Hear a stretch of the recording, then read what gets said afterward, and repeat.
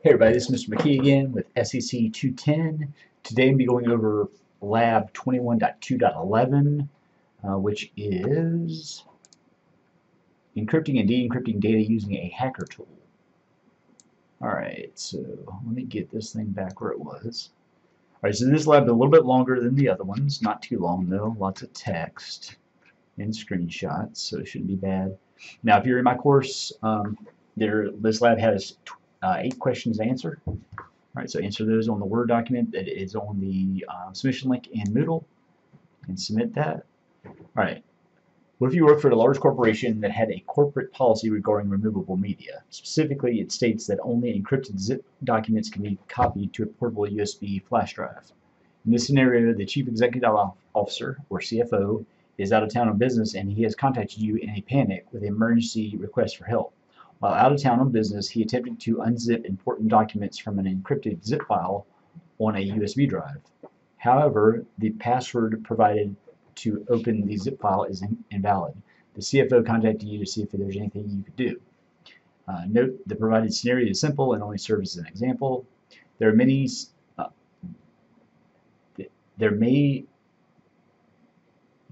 to work on that spelling. There may be some tools available to recover lost passwords. This is especially true in situations such as this, where the cybersecurity analyst could acquire pertinent information from the CFO. The pertinent information could be the length of the password and an idea of what it could be. Knowing pertinent information dramatically helps when attempting to recover passwords. Examples of password recovery utilities programs include Hashcat, John the Ripper, Loftcrack, and others. In our scenario, we will use fcrackzip, which is a simple Linux utility to recover passwords of encrypted zip files. And I use Hashcat a bunch. All right. Usually with a word list. Right. So we're going to use fcrackzip. Consider that these same tools can be used by cybercriminals to discover unknown passwords. Although they would not have access to some pertinent information, with time it is possible to discover passwords to open encrypted zip files. The amount of time required depends on the password strength and the password length. Stronger and more complex passwords, mix of different types of characters, are more secure. Alright, we're going to do very simple ones that we can crack. Alright, in this lab you will create and encrypt sample text files. You would decrypt the encrypted zip file. Note, this lab should be used for instructional purposes only. The methods presented here should not be used to secure truly sensitive data. Alright, definitely not. Alright, so create and encrypt files. In this part, you will create a few text files that will be used to create encrypted zip files for the next step. Alright, so we're working with CBROPS Workstation VM. I have that running in VMware Workstation. Open a terminal window. Alright, I'm going to once again zoom in. Alright, so you can see my terminal. Alright, verify that you are in the analyst home directory. And if I do pwd, and I'm assuming it means home analyst directory. I'm in the home directory of the analyst. So otherwise enter cd with the tilde at the terminal prompt. Notice I have a tilde right there already, so I'm good. Alright, create a new folder called zip files using the make directory command. So make dir zip. Remember it's case sensitive, so do uppercase Z and uppercase F. Alright, so if I list, notice I have zip files created as a directory. Alright, enter the following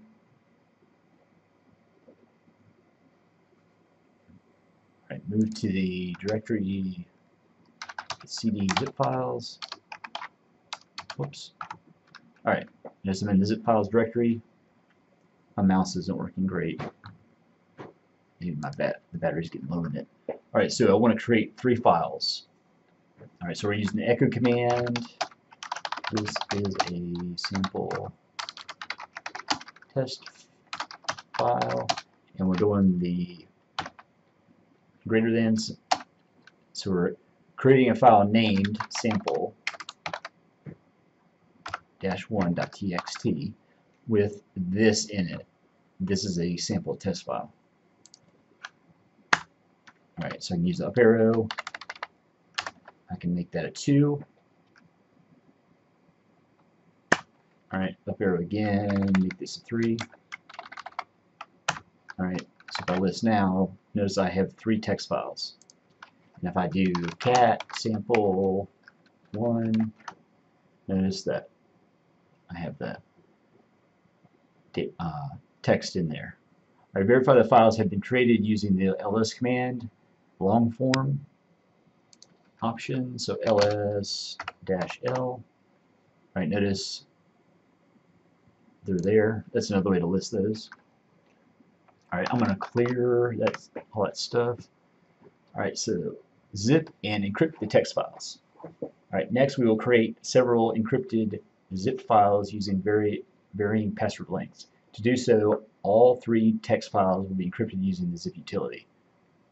Alright, create an encrypted zip file called file-1zip containing 3 text files using the following command.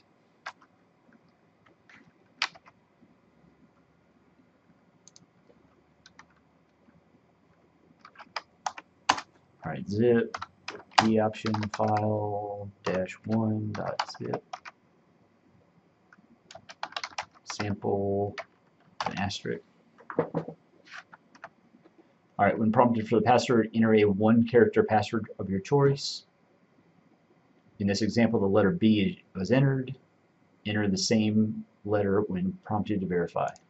So I'm also going to use uppercase B, uppercase B. Alright. So notice it added those files to it. And what that asterisk is just a wildcard that says everything that's named sample includes sample and whatever after that, like -123, is put in that zip file. Alright. Repeat the procedure to create the following 4 other files. So I can do up arrow. Alright, I want to do a file2. Alright, with a 2-character password. And I'm going to use the same thing they're using, R2. Alright, up arrow again. Basically what we're doing, we're just zipping up these files to create different files with different password lengths. Alright, 3 is going to be 0B1, 0B1. Alright, I'm going to do 4.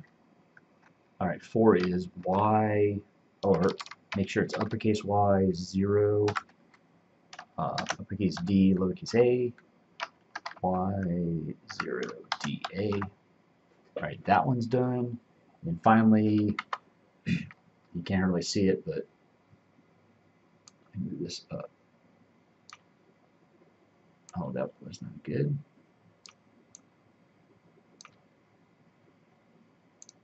This little thing gets in the way here.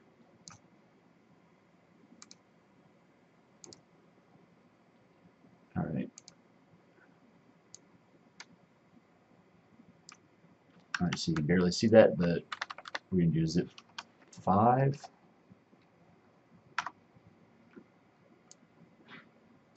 There we go. And then password for that is uppercase C dash 3 uppercase P 0 C dash 3 uppercase P 0. Alright, verify all these zip files have been created using the lslf wildcard command. So ls-l for long form f. Alright, notice we have file 1 zip through file 5 zip. Attempt to open the zip using the encrypt password as shown. Alright. So I'm gonna clear all this. Clear. Alright. So unzip file -1. All right, notice incorrect password.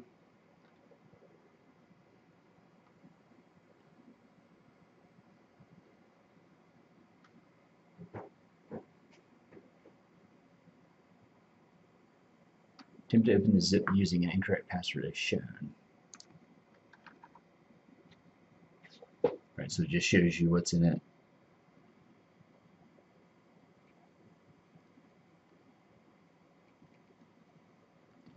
All right, recover encrypted zip file passwords. In this part, you will use fcrackzip utility to recover lost passwords from encrypted zip files. fcrackzip searches each zip file given for encrypted files and tries to guess the password using brute force method. All right. So the reason we created zip files and varying password lengths was to see if password length influences the time it takes to discover a password. Introduction to fcrackzip. From the terminal window, enter crackzip-h to see the associated command options. Alright, so you can do brute force is lowercase b option, dictionary tag, things like that. And notice we're going to be, in our example, we'll be using V, U, and L. V for verbose. So show lots of output. Verbose. U, use unzip. Use unzip to weed out wrong passwords. And L, length minimum and max. Check password with length minimum max. That if you know the password length, that speeds up the process.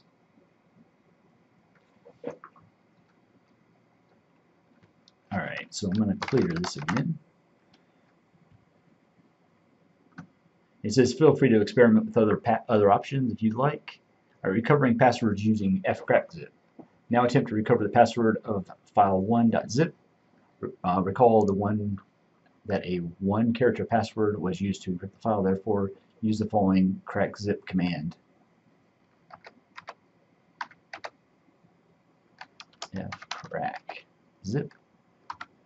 VUL, right, 1 to 4, and they're using 1 to 4, but if you know how many, that means 1 to 4 characters, or 1 to 4 digits. Digits, yeah, that sounds right. File 1.zip. Alright, so it breaks it immediately. The thing you're going to get into, though, especially on my virtual machine, obviously, I don't have like any kind of pass-through GPU or anything like that, so my processing is not going to be that fast. Password length could be set to less than 1 to 4 characters. How long does it take to discover the password? You guys can answer that, but hopefully it doesn't take very long at all. Now attempt to recover the password of file2.zip. And remember, use up arrow for your history, so you have to keep typing all this stuff in over and over again. Alright, notice 2 digits, still, it took longer, you just couldn't tell. Alright, how long does it take to discover that password? Again, it shouldn't take that long. Alright, so repeat the procedure and recover the password of the file.3zip. Recall this is a 3-character password used to encrypt the file. Time to see how long it takes to discover the 3-letter password. Now it's going to start getting longer now. It should. Oh, still. My processor is pretty powerful though. Alright. If my mouse would go. Alright. So I couldn't even, maybe a second or two for that. Split second for the other. Alright, so now we're going to try file 4. Now notice there it took a while. It took like 3 seconds. But it found it. Y0DA. Alright, now 5. Here, let me clear this. Alright, now file 5 is going to take a while. Hopefully. Alright. It's going to sit there and work. Oh, you know what? I messed up. One of the big thing, I know it's 5 characters. Notice here, I messed up.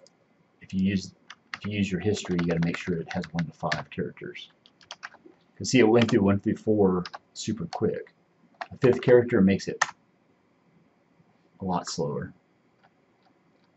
All right.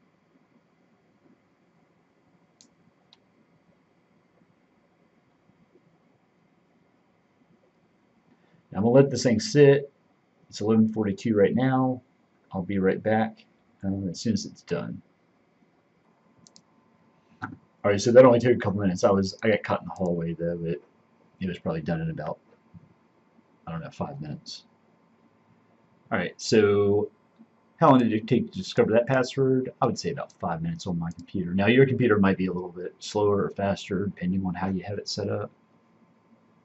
But we actually have a server that we're trying to do. It has really fast GPUs in it, and we're going to use that for password cracking eventually, but I haven't got it all configured yet.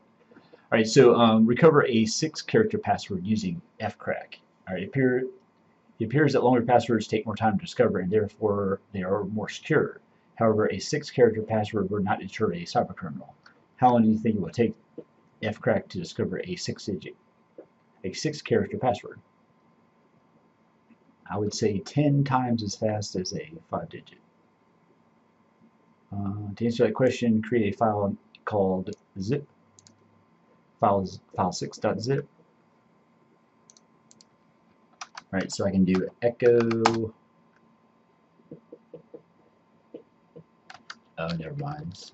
I'm just going to do a zip e file 6.zip sample.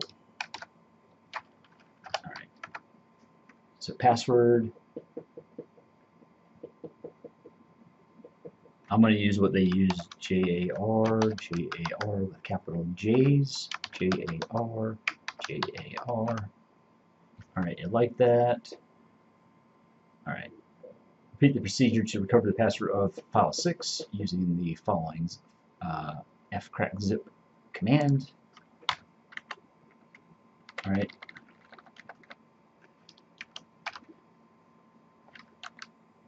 So file 6. So make sure you put 1 through 6 characters, or you could put 6 characters, but also file -6 instead of file 5. Alright, so it's going to sit there and do its thing. And when I'm going to hit pause, but as soon as I come back, 11:54 a.m. right now, I'll let you guys know when it cracks it.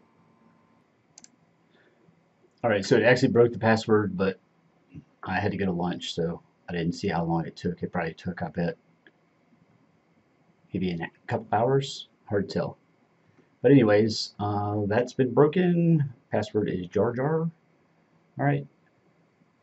So you can fill in how long does it take fcrackzip to discover the password. The simple truth is that longer passwords are more secure because they take longer to discover. How long would you recommend a password needs to be secure? Alright, so this was 6 digits, and it takes exponentially longer to break that password. So if you go to 7 digits, it should be a lot longer. Alright, but you guys can fill that in, and that is the end of the lab.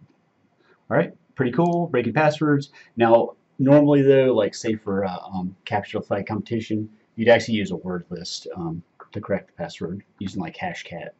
But this fcrackzip is pretty cool though. Alright, but thanks for watching.